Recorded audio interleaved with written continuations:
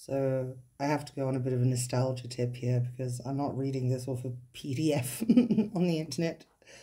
I'm reading it off of a book that, okay, I'm looking at it now, and I bought it in 1998 for 23 Rand. This is one of, when I was little, my mum would have to go shopping or whatever, but she'd just drop me at a library or a secondhand bookshop, and I would go searching in the stacks for horror and science fiction and fantasy books and Archie comics. This one's super precious to me. It's called The Best of Modern Horror. It looks like a dog has chewed it.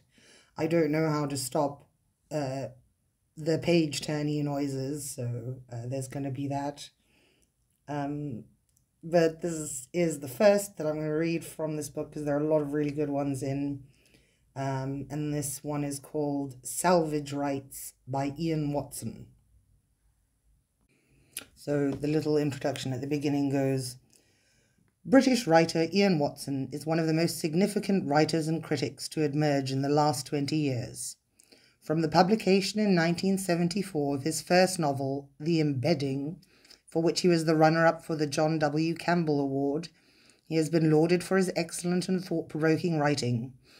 In much of his writing, reality often appears to be a subjective matter, and one could interpret Salvage Rites from this perspective. On first glance, Salvage Rites is the story of an innocent foray into the town dump.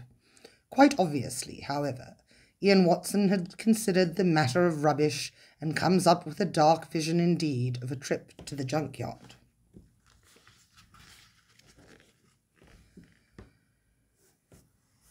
Tim and Rosie had cleared out their spare room ruthlessly. They had almost emptied it of the various categories of things that haunt spare rooms: surplus things, fatigued things, souvenir things, exiled things, scraps of things, things that might conceivably be repaired or cannibalized, things that might one day come in handy. All the time vault of 20 years. The trouble with being poor, Rosie said while they were loading the car, is the way you store rubbish like treasure, as if she blamed him for the accumulation. We aren't exactly poor, Tim said awkwardly. Compared with, say, someone in Africa, we're well off. We get by. Yes, they got by, on the income from the grocery shop. They were able to pay the interests on their debts, which lodged with them like a greedy, infirm uncle, like a senile, crippled mother who stopped them from ever going on vacation. Tim's poetry earned a bit of extra money. His short, fierce lyrics could be roughed out during slack half-hours, jotted down like customers' grocery lists, then polished before bed. 2 small collections had been published and well received. And of course, he was working on his sustained mock epic set in an imaginary Central European country, forever adding 10 lines, crossing out 5. The country in question needed to be imaginary, since he and Rosie couldn't afford to travel abroad. Modern life is rubbish, said Rosie. I saw that sprayed on the front of the cinema. It's perfectly true. It's the fault of the recession, he replied. It always costs more to be poor, doesn't it? We buy the cheapest, so it's trash. We wear clothes from charity shops, so we look like paupers, and people try to swindle us. The poor always rob the poor. This car's a heap of junk. It costs more to keep on the road than a Rolls. The car was over 10 years old, and rust was eating the bottoms of the doors. The hydraulics of the hatchback had failed. Thus the hatch had to be propped up with a broom handle when open. The erratic engine guzzled oil. When the car, with its rear seats lowered, had been crammed with offcuts of carpet, underfelt, old curtains and coats, bags of lank sweaters and sad shoes, tatty toys, a sick television set, and such, Tim felt oddly refreshed and clean. Whenever he scraped out the last smears of marmalade or pickle from a jar, whenever he emptied out a cereal box, he would feel a similar minor surge of satisfaction, as though now something new and different might happen. Freud might explain this as a babyish pleasure in the expulsion of feces. True, Freud also spoke about anal retention. Next to nothing had been retained in the spare room. The clean-out coincided with daughter Emma's departure to college. Her choice of geography to study wasn't so much a poignant comment on her parents' immobility as due to geography being regarded academically as an easy option. Emma would probably become an underpaid teacher in a mediocre school.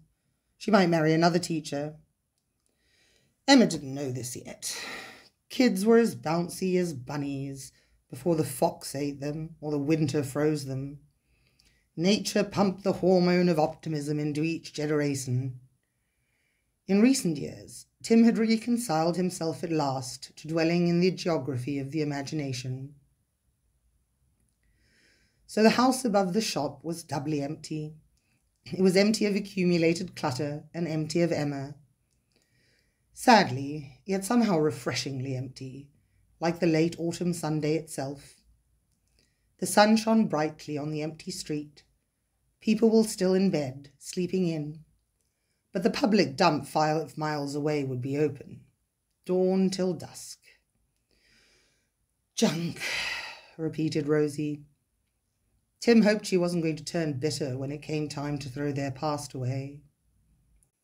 He removed the broom handle, let the hatchback slam itself, and patted it reassuringly. Don't discourage the old thing. Rosie plucked at a loop in her saggy sweater and eyed a box of Emma's childhood toys inside. Well, we've got rid of her at last, she said, apparently changing the subject. Now we can start living, I suppose, if we still know how, before we're too old. Automatically, Tim smoothed his hair around the tonsure of his bald patch. They climbed into the car, which started without too much fuss.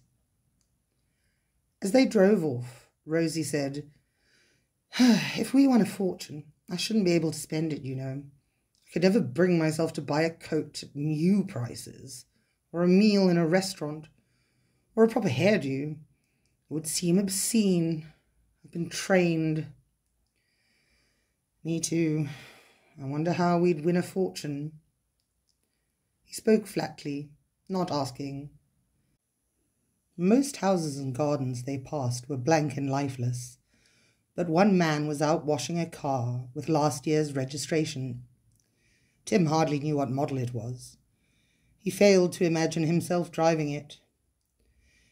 He and Rosie had originally started the shop with help from parents, back in the days of when he had dreamed of becoming an internationally regarded poet who travelled places.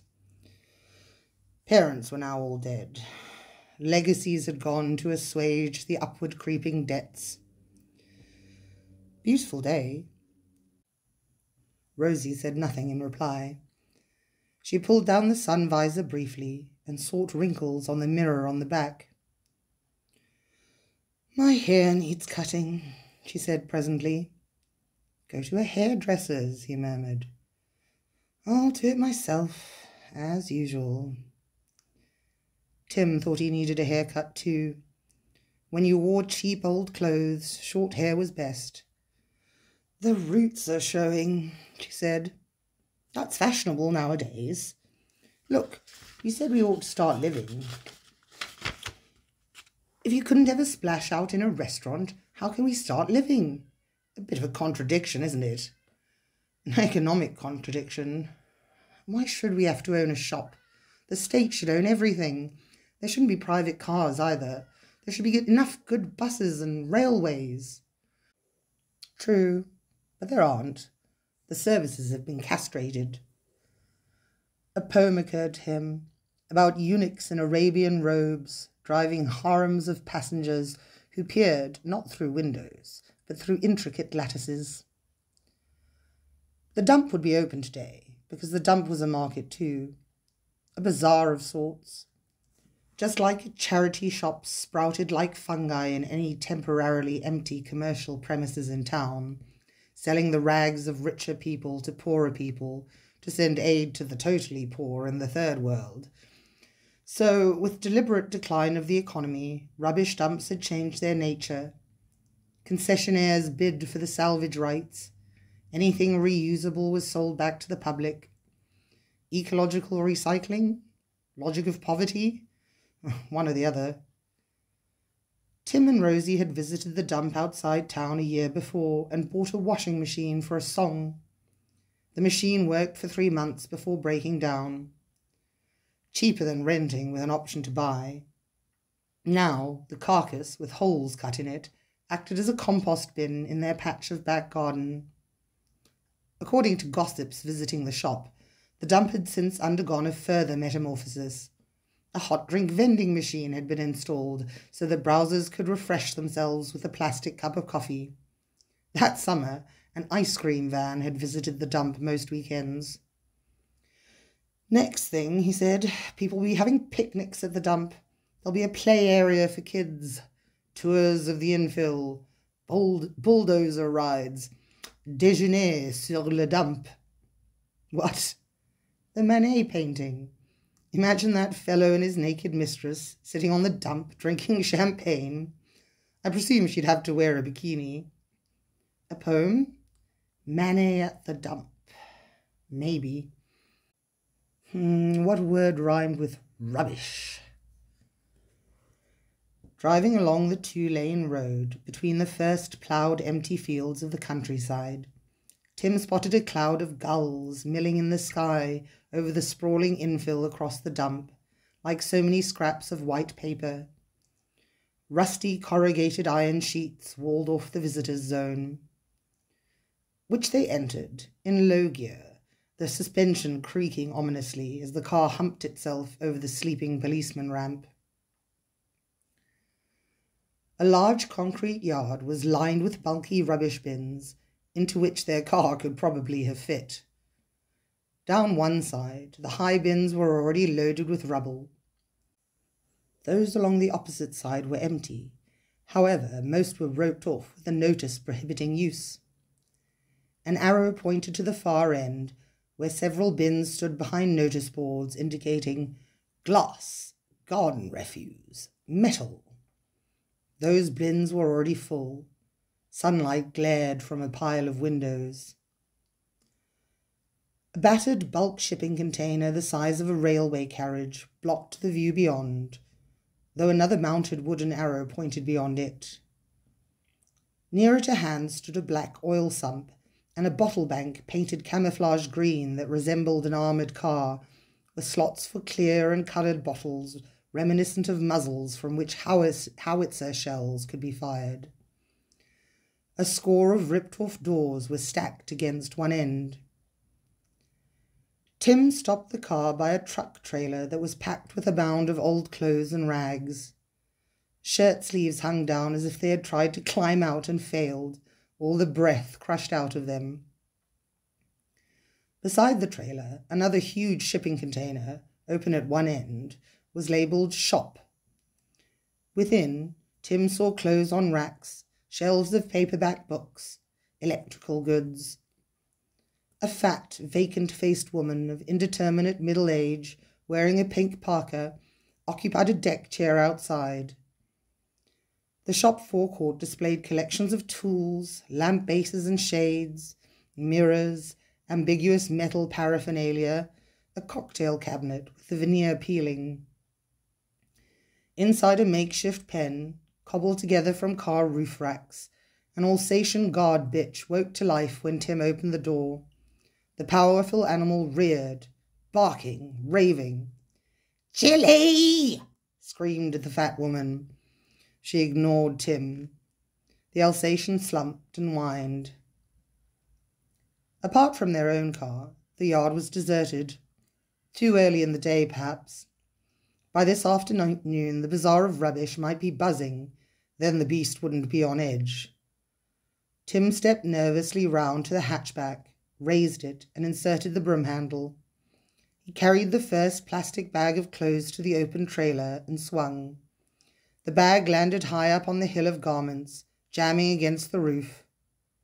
He noticed a movement in the inner gloom. Some rags shifting, knocked off balance. Rosie wound her window down. Why can't you save the bags? Oh, he said stupidly, measuring the height of the trailer floor, the incline of the clothes hill.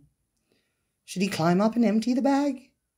There's no space left at the front. Our stuff would fall out. Supposing you tried to repossess a coat you'd thrown away, having changed your mind about discarding it, would the Alsatian be within its rights to rip your throat out because you no longer owned the coat? A sign fixed to the dog pen forbade visitors from taking anything except by way of the shops. Salvage rights had been granted to a firm called Griffith's Scavenging, associates of the fat woman in the deck chair. Tim, come back here. He hurried to the car window. Someone's inside there, Rosie whispered.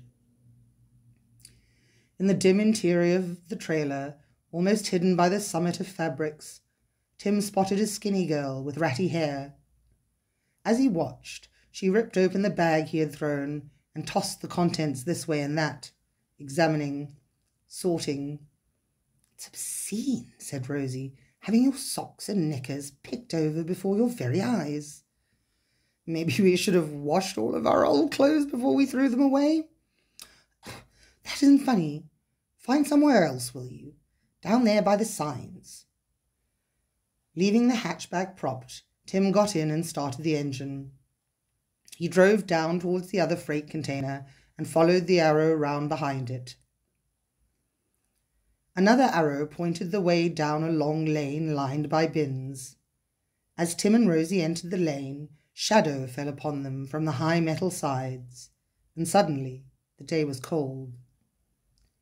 The occasional freestanding notice announced plastic, rubber and tires. As well as being inconveniently tall, the bins were mostly full.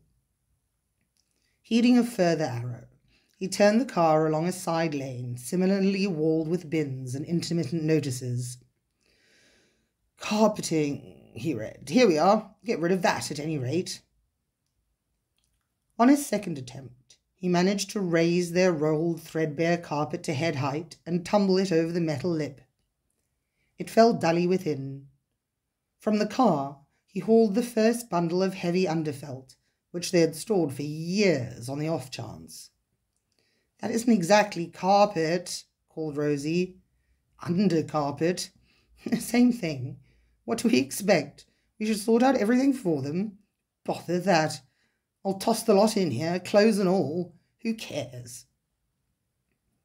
Another plump, empty-faced woman, in raggy woolens and baggy trousers, an obvious sister of the deck chair occupant, squeezed her way from between two bins and stood watching. A boy of 5 or 6, in shorts and black zipper jacket, followed her, clutching a torn picture book. Tim walked over to the woman. Is it all right if I throw underfelt in that one?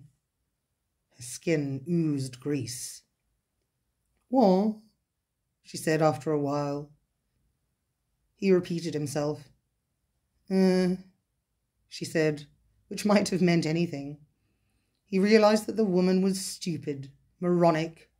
Maybe she had no connection with Griffith's Scavenging after all.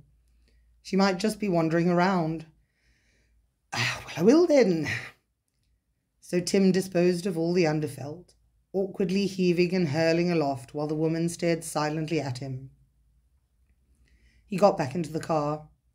There'll be bins for clothes and stuff further on. True enough. The next arrow directed them into another long, narrow roadway of bins, all brimful of different categories of clothing. Signs were hardly necessary. Suits, shirts, skirts, underwear, boots and shoes, buttons. There was even a bin full of buttons, a mountain height of multicoloured shingle. He cruised at walking pace. Must be their storeroom, Maybe they export to poor countries. or places hit by disaster, cyclones, earthquakes. Oh, we oughtn't to have come so far. We should have dumped the lot back in the yard.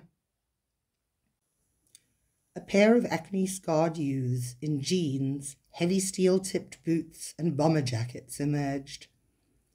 One slapped a hand on the front of the car, forcing Tim to brake. The other strolled, grinning, round to the open backside. "Help you, mate?" The youth tore a bag open and pulled out an old skirt of Rosie's. He ran and tossed this up into a bin of skirts, returned and burrowed, while his companion joined him. "Hey," objected Tim, "get out of our car, now!" As though instinctively alert to the contents, the youths grabbed the other clothes bags out of the back and ripped them open to sort on the ground. Tim immediately drove on and soon rounded another corner. Yet another lane of bins, all apparently empty, stretched ahead, with an arrow indicating a turning halfway along. Stop in reverse," said Rosie. "Go back the way we came. We still have the TV to dump and the—" "Stop! Back up and turn. Unload the rest in the yard. Anyway, drive away. Home." Home. That house above the shop that fed them and imprisoned them. The house with an empty daughter's room, and now with an empty spare room. Tim experienced an odd feeling of certainty that before leaving that morning they had emptied the entire house, of furniture, stove, refrigerator, everything, and that there was nothing left any longer to connect them to the place. As if they had cleared all the shelves in the shop too, leaving bare boards. They were free. They had escaped, hadn't they? Something new could happen.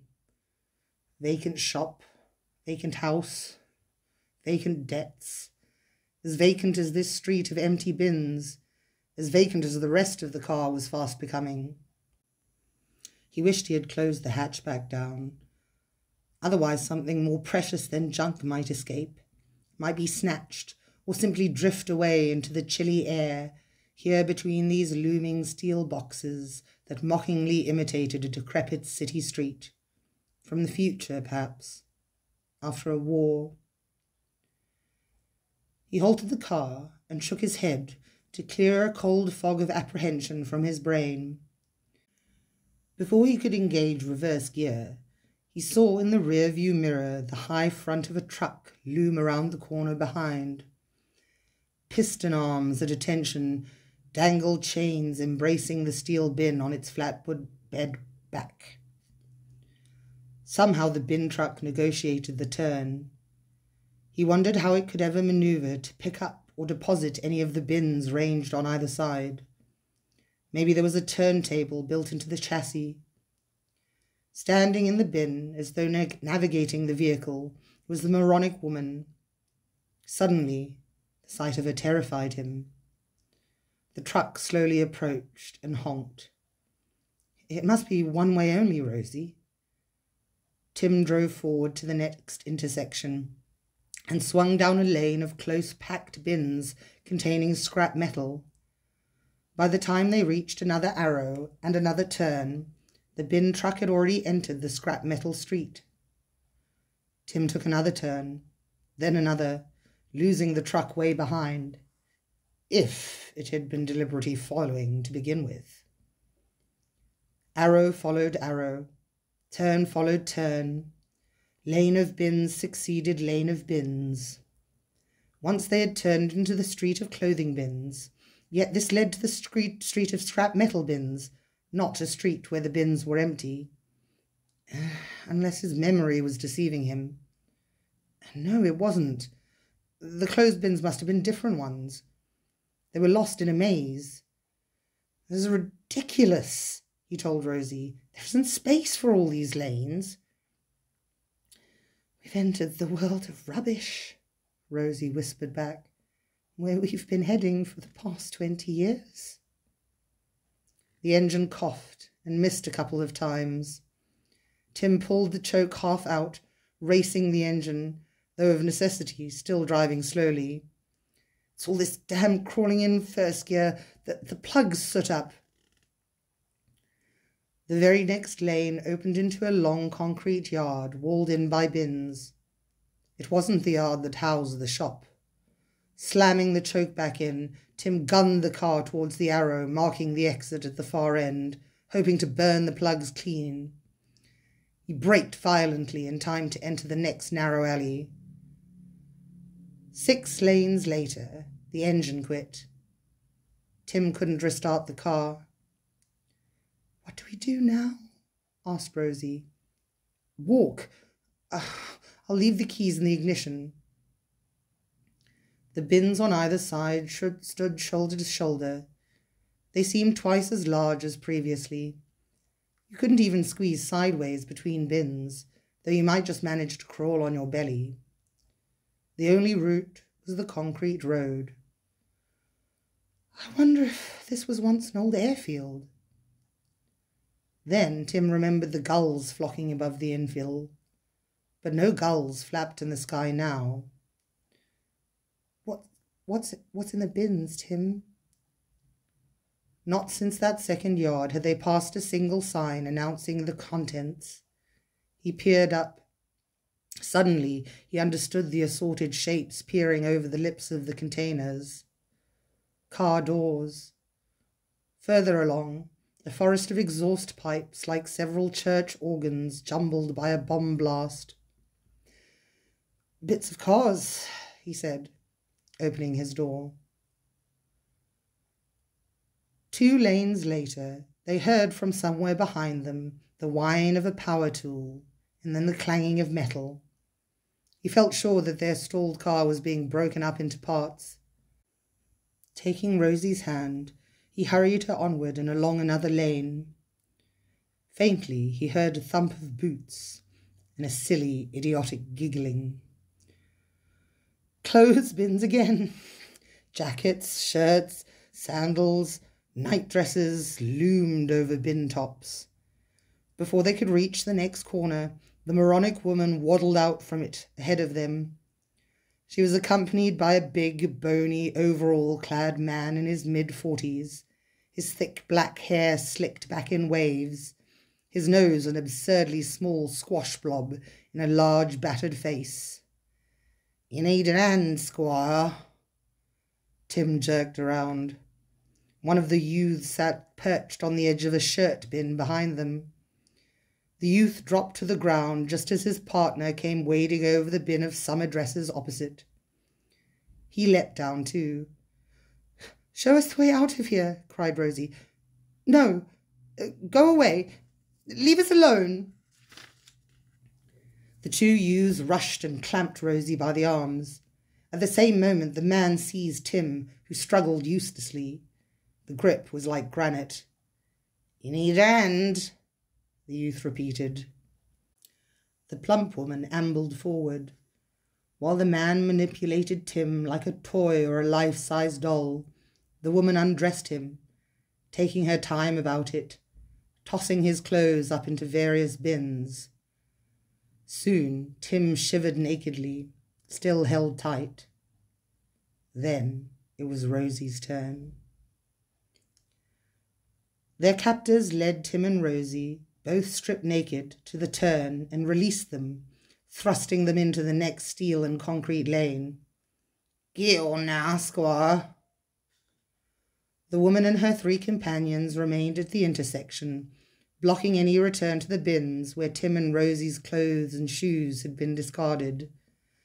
Shaking with cold and shock, Tim and Rosie ran along numbly to the next turn, as much to hide their nakedness from the blankly watchful eyes and chilly breeze as to escape. Tim's teeth chattered. "We'll find something to wear further on. Any old rags or curtains." The bins in this new lane were loaded with sheets of cardboard, rolls of wallpaper, bundles of old magazines. Tim wondered whether he could scale the side of a bin with bare feet. He would have to. Rosie wailed. "I thought they were going to rape—" Her breasts bounced. They did. It was the same." "Listen, this is all a vicious joke. Next we'll come across some rags to put on, Then we'll reach the yard where the shop is, looking like scarecrows, and we'll find our car waiting for us with our clothes folded on the seats. Nobody will believe us, but he had to believe it. They could have hurt us. They didn't. You think they didn't hurt us? I'm hurt forever. The bins in the next lane all looked empty. Nothing peeped over the tops. Tim rapped his knuckles against several. All rang hollowly. He didn't feel inclined to try to climb, to check. They walked in cold shade. Whichever direction a lane led, sunlight seemed excluded. At last, an arrow pointed the way down between rows of bins full of broken furniture to a concrete surfaced yard. "It's the way out," he said. "We've arrived." However, the yard, lined with more giant bins, was only as large as a tennis court, and no arrow pointed to an exit. There was only an entrance. Half of the yard was bathed in sunshine, where Rosie ran to warm herself, her bare flesh quivering. The breeze still nipped her. Whatever these bins contained couldn't be seen from ground level. A car roof rack rested against one. Side on, its metal bars were steps. "I'll see the way out." Wincing, then planting her feet sideways so as to spread her weight along the thin steel bars, Rosie ascended. Shading her eyes, she stared around helplessly. She looked down inside the bin itself and screamed. Tim scaled the bars. There was room alongside. Clutching her cold shoulders with a chilly arm, he too gazed down. For a few seconds, he hardly understood what he saw. A layer of slime-coated ping-pong balls, hundreds of hard-boiled eggs. No. Eyes. The optic cords sprouted like tiny lengths of electric cord torn out of plugs. Sheep's eyes? No, he didn't think so. Not the eyes of sheep or any other animal. Rosie had stopped screaming, out of breath. She shook convulsively, clutching the top of the bin, screwing her own eyes tight shut as if to hide them. He could see into the neighbouring bin as well. A heap of French fries? Baby parsnips? No. Fingers. Chopped off human fingers. He stared wildly around the yard. What did all the other bins hide in their depths? Toes? Tongues? Lungs? Arms and loins and brains? Parts of the body sorted out. Yes, he knew this was so, even before the grind of an engine dragged his gaze to the entrance of the little yard. The bin truck heaved into view and halted in the entrance, completing the circuit of metal walls. The front jutted sufficiently into the yard that the truck doors would be free to open. Crowded side by side in the cab were the man, the two youths, the moronic woman with the boy on her knee, the blank-faced fat woman in the pink parka, and the skinny, ratty girl. All of the passengers, even the little boy, were clutching assorted tools, saws, pincers, a gouge, a small axe. The truck engine died. "For God's sake, climb on top, Roy. Walk along the side of the bin beyond. We must get out of here." Beyond the yard, as far as he could see in all directions, were endless rows of bins. Desperately, bruising his naked body, almost crippling a toe, Tim scrambled on top, struggling to balance, half helping, half dragging Rosie with him. The top edge was far too narrow ever to walk along with bare feet, tightrope style. Nude, he knew they couldn't even slide along astride. That would be like riding a blunt steel blade. After a while, it would cut up through them, between their legs. Instead, he slid down inside, pulling Rosie howling with him. "We'll climb out the back way, into the back one, in the next one, and the next." Jelly lumps squelched underfoot. He skidded in the 6-inch deep pool of eyes and fell, nauseated. Scrambling up, he waded and then leapt at the high rear edge of the bin. He did catch hold with outstretched fingers, his front smashing against the metal, but he could not pull himself up. He hadn't enough of a grip. There was no purchase. His feet were slipping on soft marbles. "You need an hand." A crowd of heads popped up behind. Vacant faces smiled vaguely. The man, the woman, the youths, the ratty girl, even the little boy. Hands rose into view, displaying a gouge, an axe, pincers, saws.